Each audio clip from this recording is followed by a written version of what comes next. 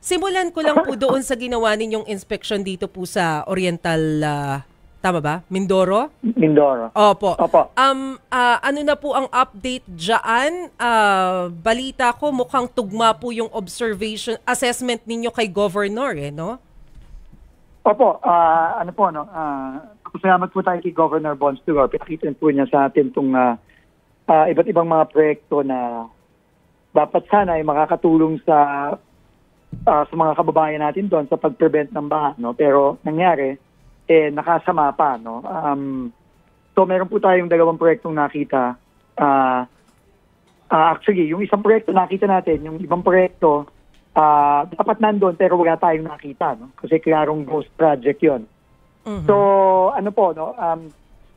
Kinuha na ho natin yung detalye, kukunin natin yung mga iba pang mga documentary evidence. At kung ano po ang ginawa natin itong nakarang araw, kahapon, na nag-file po tayo ng kasama ng COA ng kaso sa Ombudsman, ganun din po ang gagawin natin dito sa proyektong ito. Ano po no? Kailangan po ito project per project, iisa-isahin natin at pagka nakita natin na ghost o napakasama ng pagkagawa, kailangan po natin umaksyon. Yun po ang kabigin-biginan ng ating Pangulo. Pero habang sinisiyasat pa po natin yung buong kwento dito po sa Oriental Mindoro, ano po yung mangyayari doon sa project? Yung pong project na ongoing, ang request ni Governor Dulor kanina ay kung pwedeng ipatigil muna yung construction kasi hindi sila kampante dun sa pagpapagawa, no, nung ongoing project, no. Kaya hindi sila kampante dun sa methodology na ginagawa ng contractor. Kaya magkakaroon po ng 1 week na assessment, no, ng DPWH region. Nagpalit na po tayo ng tao doon. Bago na po yung mga tao doon. Hindi na po ito yung mga dating nag-implement itong proyektong to. Kasama ng probinsya at ng LGU. Sila po ay titignan nila i-assess nila yung proyekto at titignan nila kung anong pinakamaganda moving forward para matapos yung proyekto. So, yun po ang mangyayari muna doon habang sinisiyasat natin yung mga dokumento at yung mga valuation dito sa mga proyekto to. Sec Vince, na-mention nyo na po yung mga dokumento. Alam ko si Senator Ping Lacson ay magbibigay ng tinatawag niyang damning evidence. Nabigay na po ba sa inyo? Naibahagi na po ba sa inyo? Actually, tuloy-tuloy na po ang aming coordination sa opisina ni Senator Ping Lacson, ni Senator Pro Tempore Ping Lacson. No?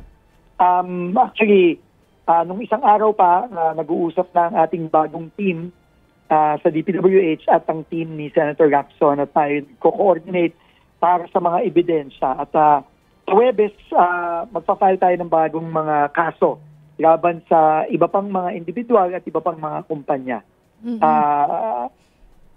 So, Huwebes po yan. No? Tuloy-tuloy lang po yung pagtatrabaho natin. Can we say po for sure ngayon na wala na mga anomalya o milagro na nangyayari sa DPWH at ang dami nyo na pong pinalitan, ang dami nyo pong kinasuhan? Hindi po. Hindi po natin masasabi yun for sure dahil isang linggo pa lang po tayo dito. Ito pong nangyayari dito, nasa sistema na ng DPWH, dekada na po ang binibigang dito. Hindi po ito overnight maayos, hindi po ito maayos in 1 year, hindi po ito mabilis. Ito po ay daan-dahang proseso. Pero sabi nga po ng Pangulo, tama na to. Kailangan magsimula na tayong mag-cleansing dito sa DPWH. Dahil sa mga nakita natin at nakita ng ating Pangulo mismo nung nung sinimulan niya ito, nung kanyang SONA, nung talagang nagalit siya at nagsimula siya mag-inspeksyon itong mga proyektong ito. Sec Vince, tama, no? Parang systemic, lalo pag nanonood kami ng hearing para makita mo yung pattern nila, no? Sabi mo nga, baka matagalan o kaya hindi ganun kadali talaga to get rid of the bad Hindi po madali ito. No? Pero hindi po madali ito. Parang may hope naman siguro dahil sabi nyo nagsisik kayo sa mga empleyado ng tulong diyan sa DPWH para makita ko sino mga dapat tanggalin. Meron na ba kayong at least may mga nagpaabot na ba ng kanilang mula sa Hanay na parang they're willing to help you? Meron na po marami pong alam nyo ang higit na nakararaming mga empleyado ng DPWH sigurado po ako maayos pong tao yan. Mabubuti, honest, masisipag. Pero sa mga lahat naman ng organisasyon, no, meron talagang mga bad eggs. So, may mga masasamang tao.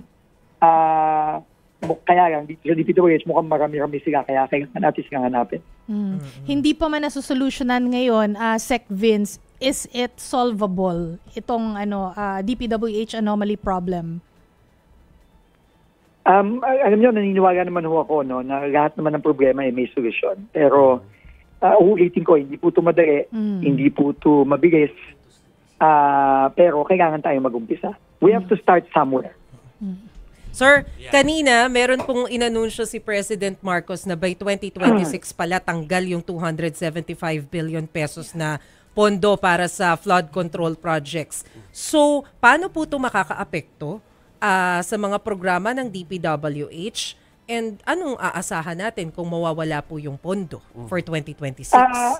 Unang-una ho, no, ayoko munang magsalita, no, kasi sa kasalukuyan, review pa po natin, no, binigyan tayo ng isang linggo mahigit ng ating Kongreso, inorderan tayo para repasuhin ito, inorderan din po tayo ng ating Pangulo.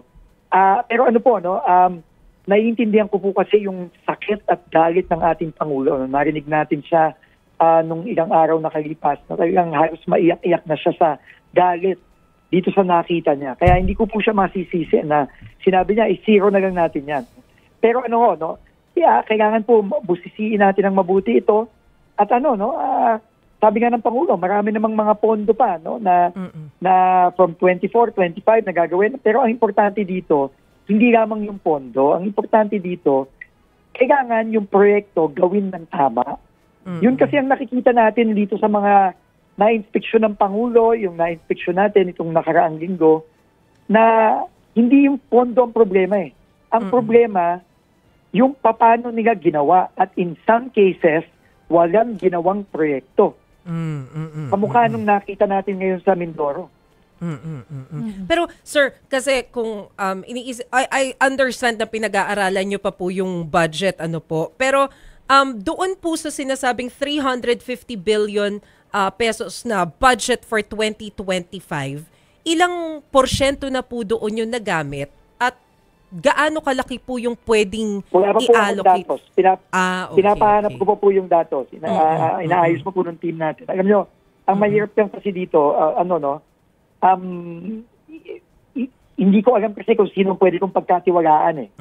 No? Kaya nga ako'y dumulog ng tulong sa mga dating DPWH secretary. Kasi I need to know sino ba ang pwedeng pagkatiwalaan dito. No? At ikalawa, mag-isa pa lang ako dito ngayon, no? Hindi pa na-appoint yung ating mga recommending team, no? Although tumutulong na silang paunti-unti, pero syempre, habang hindi sila na-appoint, hindi sila pwedeng pumunta sa mga opisina, hindi sila pwedeng mangalkal ng dokumento. Proseso ito, pero hopefully, no, in the next few days, bibilis tayo ng konti pa dito. So, Sec Vince, yun pala yung context kung bakit may lumabas na kayo'y nais makipagpulong sa mga former secretaries, including Senator Villar, Senator Mark Villar. Well, hindi pa naman, meron na bang update doon, Sec Vince, kung matutuloy na yung pakipag-usap niyo sa kanya? Wala pa po. Nag-aayos lang po kami ng schedule. Pero kailangan ko po kasing marinig at maintindihan lahat ng mga dating umupo dito sa upuan ko ngayon. Kailangan ko pong marinig lahat yan. No? Kasi lalo na kay Senator Villar, kakagaling naman dito. Gusto kung marinig at magkasama kami nung nakarang administrasyon. Ako naman, nasa ibang ahensya noon. So, importante po yan eh. Kasi, sasabihin ko sa inyo, pagpasok ko dito, litong-lito na ako eh. Hilong-hilo na ako kasi napakagulo nitong institusyon na ito. Ngayon ako nakakita ng ganito. Kaya nga sabi ni Sec, nung na-appoint siya, hindi dapat congratulations. Well, congratulations. Good luck. Pero Sec, pahabol lamang po kasi may nabanggit. Good luck dapat. Good luck. Yes. Good luck. Pero sir, sabi kasi ni PBBM, mukhang based dun sa initial info nila, nagsimula yung ganitong sistema way back 2003 pa. So, medyo, grabe, 21 years yun Alam nyo, dekada na po ito. Hindi po, kanina po, ako po, kasama ko po ang Dean of the Ateneo School of Government. No? And lahat sila, pati sila, sinasabi, dekada na ito. Hindi to last year, 2 years ago, 3 years ago, 5 years ago. Hindi. Dekada na ito. Matagal na itong nangyayari. At again, sasabihin ko lang, yung uulitin ko lang, no, yung paulit-ulit na sinabi ng Pangulo simula nung SONA. No, kailangan ayusin na natin ito ngayon. Kaya ito nga pong independent commission na itatayo ng ating Pangulo, napaka-importante po nito. Kasi napakalaki po ng sakop nitong problemang ito. No? Napakalawak po nito. At hindi ito kaya ng DPWH lang. Hindi natin pwedeng imbestigahan yung sarili nating institusyon. Kailangan tagalabas, itignan hindi lang ang DPWH, kundi ang buong proseso nito, ang buong structure nitong nakikita natin ngayon talagang grabing paglulustay at pagtatapon sa pera ng taong bayan. Yeah. Mukhang meron na kayong minor structural changes like pinapalitan yung mga tauhan sa DPWH po, no? Pero meron na po ba kayong mga procedural changes na ginagawa na sa ngayon? Yan din po ang isa sa mga pinag-usapan namin ng mga dating DPWH secretaries. Marami po ako nakuhang mga magandang ideya sa kanila. Pagpaumanin nyo na lang po, hindi ko masasabing detalye ngayon. Pero igagabos na po namin itong mga gagawin nating mga magigit pero tingin namin ay magiging epektibong mga structural changes. Pero ito, proseso po ito. No? Hindi ibig sabihin, may gagawin tayo ngayon, yun na yun. Hindi, tuloy-tuloy po ito at matagal po ito. Okay. Sec Vince, alam ko meron pang susunod na interview. So, thank you for spending some time for STL with us. Maraming salamat po.